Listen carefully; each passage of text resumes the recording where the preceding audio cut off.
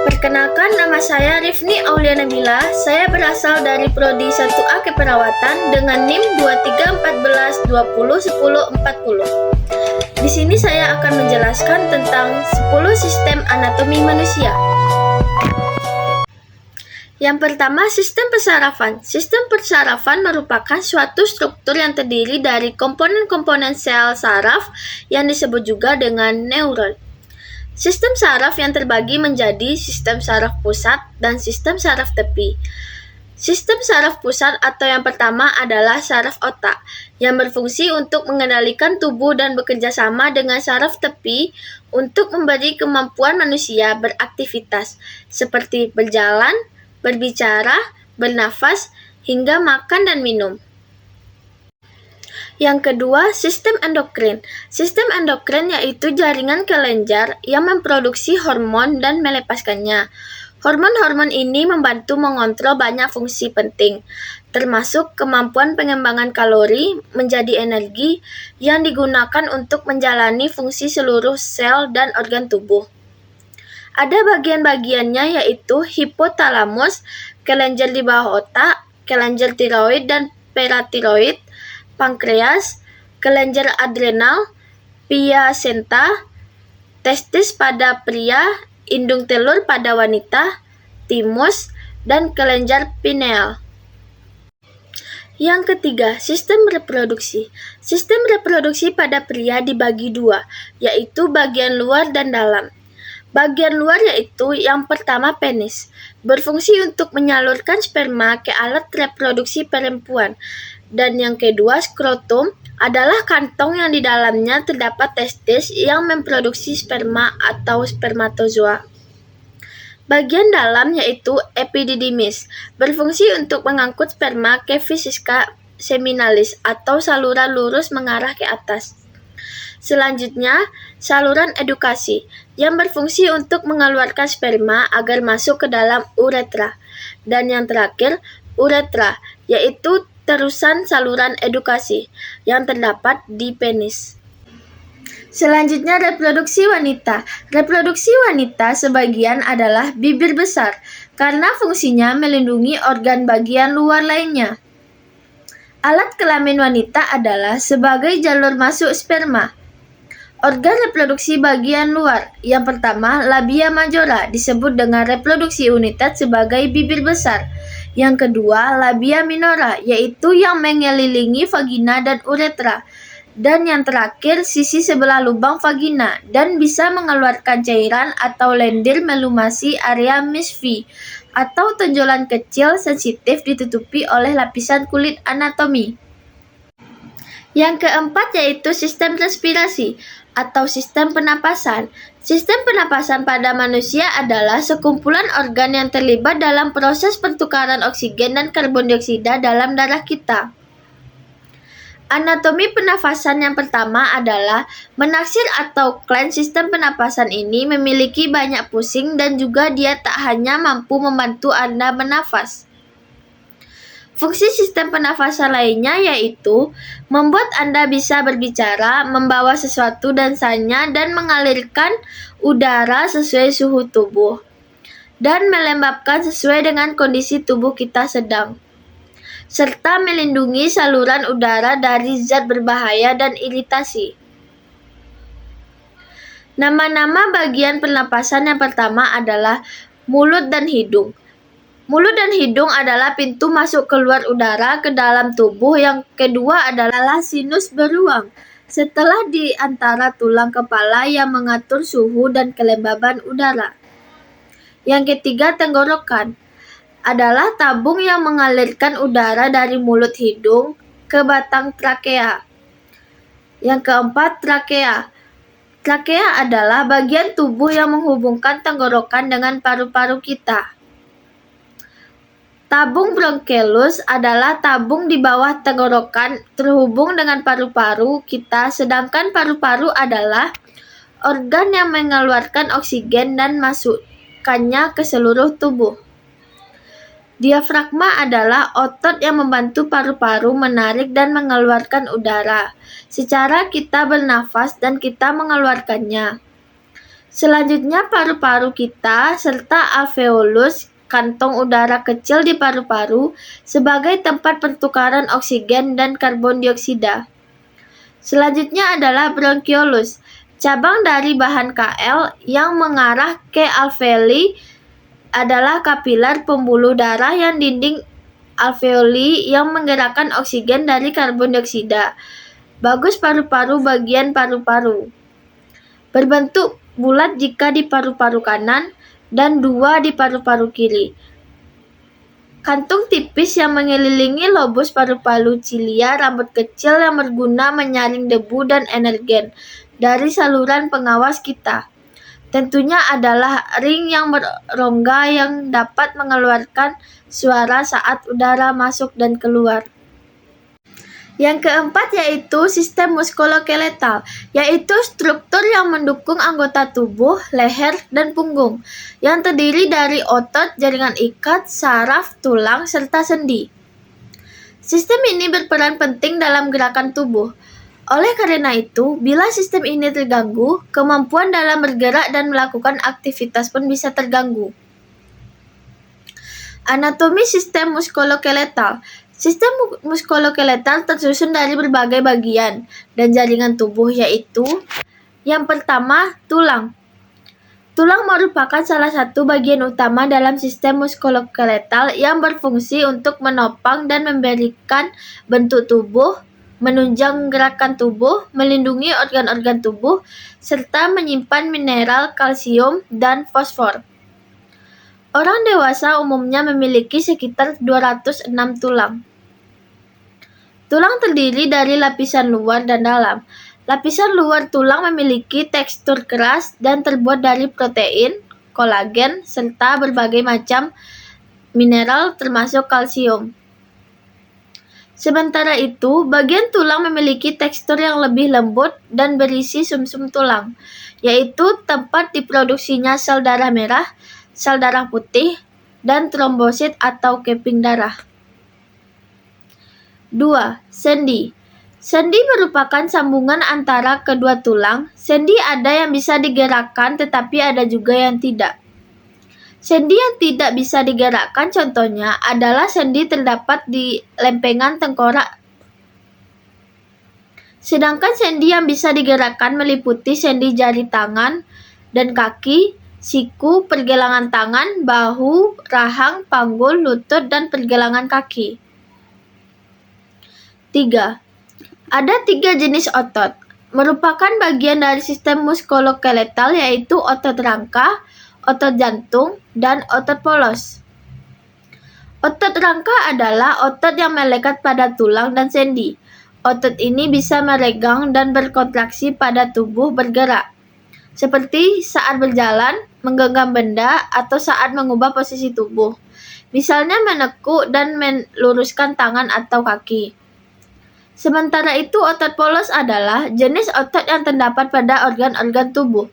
Misalnya, saluran cerna dan pembuluh darah.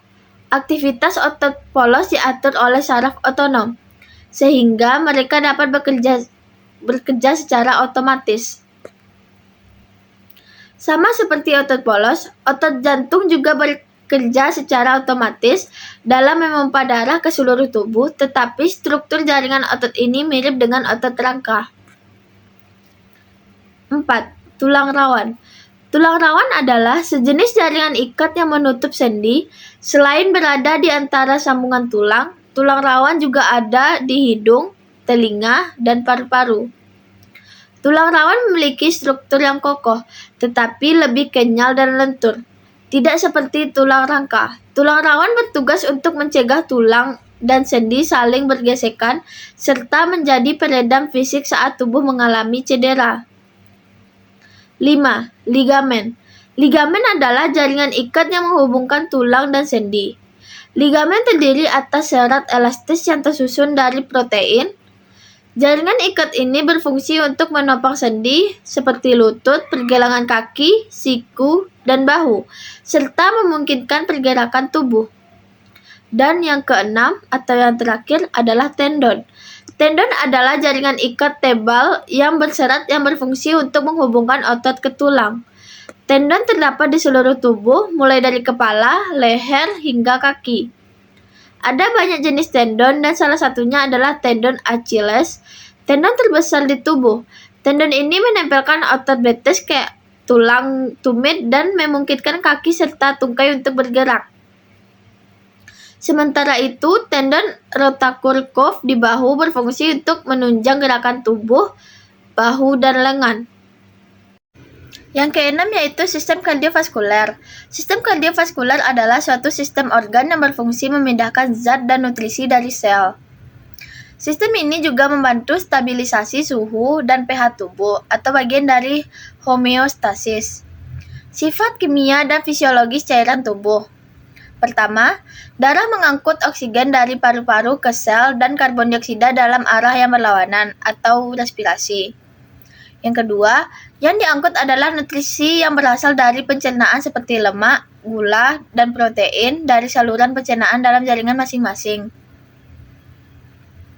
Organ yang berperan dalam sistem peredaran darah sunting adalah jantung.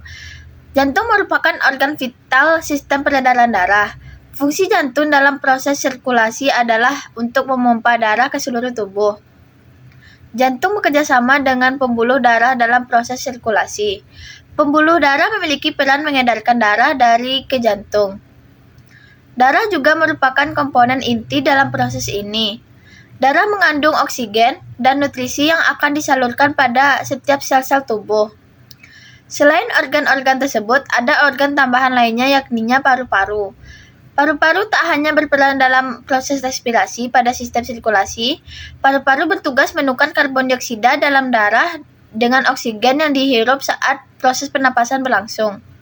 Sistem peredaran darah besar, jantung atau bilik kiri, aorta, arteri, kapiler, seluruh tubuh, vena, jantung, serambi kanan. Sistem peredaran darah kecil, jantung, bilik kanan, arteri, pulmonalis, paru-paru, vena, pulmonalis, jantung atau serambi kiri. Yang ketujuh adalah sistem pencernaan. Sistem pencernaan adalah bagian tubuh manusia yang berfungsi untuk mencerna serta mengolah makanan. Berikut organ pencernaan manusia dan masing-masing fungsinya. Yang pertama, mulut. Di dalam mulut manusia tersusun atas gigi, lidah, air liur, dan kelenjar ludah yang berfungsi untuk menjalankan proses mekanik dan kimiawi dari makanan supaya bisa masuk ke pencernaan. 2. Kerongkongan atau esofagus. Kerongkongan adalah saluran penghubung antara mulut dan lambung. Di kerongkongan ini, semua minuman atau makanan yang sudah dikunyah akan melaju menuju lambung. 3. Lambung atau ventriculus. Lambung adalah kantung yang terletak di rongga perut sebelah kiri. Lambung berfungsi memecah makanan agar berubah menjadi seperti bubur. Di dalam lambung, makanan akan bercampur dengan zat asam dan enzim. 4. Usus halus. Usus halus atau usus kecil adalah bagian terpanjang di saluran pencernaan manusia. Peran usus halus yaitu memecah sekaligus menyerap nutrisi dari makanan yang dikonsumsi. Usus halus terdiri dari 3 bagian, yaitu usus 12 jari atau duodenum, usus kosong, jejunum, dan usus penyerap, ileum. 5. Usus besar atau kolon. Usus besar mempunyai panjang sekitar 5-6 meter, yang terdiri atas 3 bagian, yaitu sekum, kolon, dan rektum. Sisa makanan yang tidak diserap di usus halus secara perlahan bergerak menuju usus besar dan menjadi fases. Usus ini adalah bagian terakhir atau ujung dari sistem pencernaan. 6. Rektum. Rektum atau disebut juga poros usus merupakan bagian akhir dari usus besar. Rektum menjadi penghubung antara usus besar dengan anus. Organ ini berguna untuk menampung feses dari usus besar, sampai tiba saatnya dikeluarkan tubuh lewat anus. Dan yang paling bawah atau yang paling terakhir adalah anus. Anus adalah lubang tempat saluran pencernaan berakhir, yang menjadi jalan keluarnya feses dari dalam tubuh. Apabila feses telah siap dibuang, maka otot sfinkter akan mengatur pembukaan dan penutupan anus. Yang kedelapan yaitu sistem perkemihan. Sistem perkemihan berfungsi untuk menyaring darah dan membuang apa yang tidak dibutuhkan tubuh. Prosesnya menghilangkan air ekstra dan garam, racun, dan produk limbah lainnya. Berikut ini proses dan cara kerjanya. Yang pertama, darah memasuki setiap ginjal melalui banyak arteri kecil. Yang kedua, ginjal menyaring darah, memisahkan racun dan nutrisi. Yang ketiga, vitamin, mineral, nutrisi, dan protein kembali ke aliran darah. Yang keempat, produk limbah dan urin bergerak melalui ureter ke kandung kemih. Yang kelima, kandung kemih menyimpan urin sampai waktunya dikeluarkan. Yang terakhir, urin dikeluarkan tubuh melalui uretra. Berikut ini anatomi sistem perkemihan. Yang pertama, ginjal. Berjumlah 2 buah, masing-masing ada di kedua sisi belakang perut, tepatnya di bawah tulang rusuk. Setiap ginjal kira-kira sebesar kepalan tangan. Yang kedua, ureter. Berupa tabung tipis dalam panggul untuk membawa urin dari ginjal ke kandung kemih. Yang ketiga, kandung kemih. Berbentuk seperti kantong dan terbuat dari otot yang bisa mengembang saat terisi. Yang keempat, uretra. Berbentuk seperti tabung yang membawa urin dari kandung kemih keluar dari tubuh. Penyakit yang mengintai banyak kondisi yang dapat mempengaruhi sistem perkemihan. Infeksi, penyakit, atau masalah dapat muncul saat lahir atau berkembang seiring bertambahnya usia. Beberapa gangguan saluran kemih yang umum adalah: yang pertama, infeksi. Infeksi saluran kemih dan infeksi menular seksual atau IMS dapat menyebabkan masalah pada ginjal, uretra, atau kandung kemih. Infeksi ini terjadi ketika bakteri atau virus memasuki saluran kemih melalui uretra. Yang kedua, masalah struktural. Terkadang bayi lahir dengan cacat lahir yang memengaruhi cara sistem perkemihan mereka terbentuk. Kelainan ini dapat menyebabkan urin kembali ke ginjal dan menyebabkan infeksi. Di kemudian hari, proplas kandung kemih dapat terjadi setelah kehamilan atau seiring bertambahnya usia wanita. Kandung kemih yang proplas jatuh ke dalam vagina atau menggantung keluar dari lubang vagina. Terkadang masalah struktural memerlukan pembedahan untuk memperbaiki masalah tersebut. Yang ketiga, batu ginjal. Batu ginjal terbentuk ketika produk limbah dalam urin menggumpal. Ini dapat menyebabkan rasa sakit yang parah dan menghalangi aliran urin. Yang keempat, masalah buang air kecil. Seperti hilangnya kontrol kandung kemih atau inkontinensia urin yang menyebabkan urin bocor sedikit atau banyak. Ini paling sering terjadi pada wanita, biasanya setelah kehamilan atau saat lanjut usia. Gejalanya bisa lebih buruk ketika batuk, tertawa, bersin, atau melompat. Kandung kemih yang terlalu aktif terjadi ketika kamu merasakan dorongan tiba-tiba untuk sering buang air kecil. Yang kelima, obstruksi saluran kemih. Pertumbuhan atau tumor kanker di perut dapat mempengaruhi aliran urin. Pada pria, pembesaran prostat juga disebut benign prostatic hyperplasia atau BPH. Dapat menyumbat ureter sehingga lebih sulit untuk buang air kecil. Penyebab lainnya adalah masalah kehamilan dan gastrointestinal atau GI seperti penyakit Crohn. Sistem integumen. Sistem integumen adalah sistem organ yang membedakan, memisahkan, melindungi, dan menginformasikan hewan terhadap lingkungan sekitarnya. Sistem integumen memiliki banyak fungsi penting. Yang pertama, memberikan perlindungan fisik terhadap bakteri dan kuman. Yang kedua, menyerap dan membantu menyembuhkan lecet, luka, dan cedera lainnya. Yang ketiga, Bantalan dan lindungi tubuh Anda dari infeksi. Yang keempat, melindungi Anda dari sinar ultraviolet atau UV, matahari, dan sengatan matahari. Yang kelima, mengeluarkan sabun, keringat, dan limbah lainnya dari tubuh Anda. Sistem integumen adalah organ yang terdiri dari beberapa struktur utama. Yang pertama, kulit. Kulit Anda adalah organ terbesar dan terberat di tubuh. Beratnya sekitar 6 pon atau lebih dan tebalnya kira-kira 2 mm sampai lebih tipis pada area sensitif seperti kelopak mata dan lebih tebal pada permukaan yang membutuhkan lebih banyak tekanan seperti telapak kaki Anda. 1 inci kulit Anda mengandung hampir 19 juta sel. Kulit terdiri dari 3 lapisan dengan saraf yang mengenali sensasi berbeda di setiap lapisan. Yang pertama, epidermis. Lapisan atas kulit ini adalah bagian kulit yang dapat dilihat dan sentuh.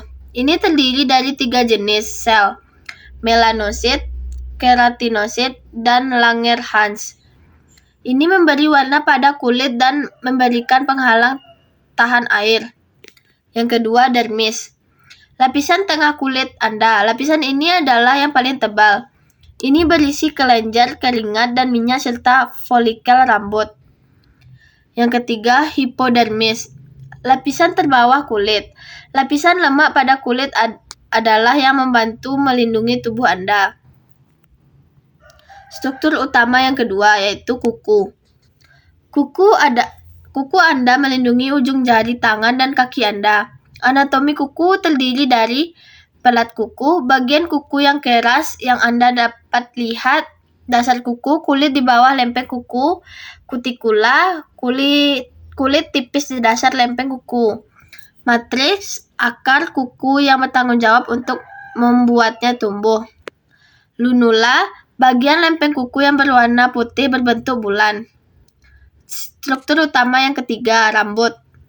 Rambut kita tidak hanya membantu kita tampil cantik. Rambut di kepala membantu menjaga panas di tubuh. Bulu mata dan alis membantu melindungi mata dari kotoran dan air. Rambut terbuat dari protein yang disebut keratin. Rambut terdiri dari 3 bagian, batang, folikel, dan bohlam. Batang rambut. Bagian rambut yang dapat dilihat, disentuh, dan tatap. Folikel rambut. Struktur seperti tabung yang menjaga rambut tetap berada di kulit. Bohlam rambut. Terletak di bawah kulit dan bertanggung jawab untuk pertumbuhan rambut. Yang keempat, kelenjar. Kelenjar ditemukan di seluruh kulit Anda. Mereka melepaskan bahan seperti air, garam, atau minyak dari bawah kulit ke permukaan kulit. Sistem integumen terdiri dari kelenjar berikut. Yang pertama, kelenjar sudoriferous adalah kelenjar yang mengeluarkan keringat melalui kulit Anda. Ada 2 jenis kelenjar keringat, kelenjar ekrin dan kelenjar apokrin. Kelenjar sebaceous, kelenjar ini menghasilkan sebum atau minyak dan memberikan minyak pada wajah. Yang ketiga, kelenjar ceruminosa adalah kelenjar di telinga yang mengeluarkan kotoran telinga. Yang keempat, kelenjar susu adalah kelenjar di dada seseorang pada orang yang ditetapkan sebagai perempuan saat lahir atau AFAP. Kelenjar susu menghasilkan susu setelah melahirkan.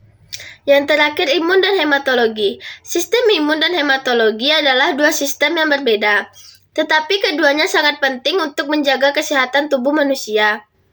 Berikut adalah penjelasan singkat tentang bagian-bagian dari kedua sistem ini beserta fungsinya. Sistem hematologi. Yang pertama, darah. Darah adalah komponen utama sistem hematologi. Fungsinya adalah mengangkut oksigen, nutrisi, hormon, dan sel-sel ke seluruh tubuh, serta mengangkut produk sisa metabolisme seperti karbon dioksida kembali ke organ pengelola seperti paru-paru dan ginjal. Sel darah merah atau eritrosit. Sel darah merah membawa oksigen dari paru-paru ke seluruh tubuh dan mengangkut karbon dioksida yang dihasilkan sel kembali paru-paru untuk diekskresikan. Sel darah putih atau leukosit. Leukosit adalah komponen sistem kekebalan tubuh yang bertanggung jawab untuk melawan infeksi dan penyakit. Mereka dapat bergerak ke daerah-daerah tubuh yang terinfeksi dan membantu menghilangkan patogen. Yang ketiga, trombosit. Trombosit adalah sel darah yang bertanggung jawab untuk pembekuan darah. Mereka membantu menghentikan peredaran darah dengan membentuk bekuan darah saat terjadi luka. Sistem imun. Kelenjar getah bening. Kelenjar getah bening adalah bagian penting dari sistem limfatik. Mereka berperan dalam penyaringan cairan limfatik dan mengandung sel-sel imun, seperti limfosit yang melawan infeksi. Limfosit. Limfosit adalah jenis sel darah putih yang berperan penting dalam sistem kekebalan tubuh. Mereka terbagi menjadi dua jenis utama, yaitu sel T limfosites, dan sel B limfosites. Sel T membantu mengenali dan menghancurkan patogen, sementara sel B memproduksi antibodi untuk melawan infeksi. Antibodi adalah molekul protein yang dihasilkan oleh sel B dan berfungsi untuk mengikat dan menghancurkan patogen seperti bakteri dan virus. Sistem komplement. Sistem komplement adalah kelompok protein dalam darah yang berperan dalam merangsang respon imun, seperti peredangan dan lisis sel patogen. Sel dendritik. Sel dendritik adalah sel imun yang berperan dalam mengenali patogen dan membantu mengaktifkan respon imun. Kedua sistem ini bekerja sama untuk menjaga kesehatan tubuh dengan melindungi dari infeksi, menghilangkan sel-sel abnormal, dan menjaga keseimbangan cairan dan komponen darah. Sekian penjelasan dari saya tentang 10 anatomi manusia, kurang lebih saya mohon maaf. Semoga penjelasan dari saya bermanfaat bagi teman-teman sekalian. Saya ucapkan terima kasih dan saya akhiri dengan wabillahi taufiq wal hidayah. Wassalamualaikum warahmatullahi wabarakatuh.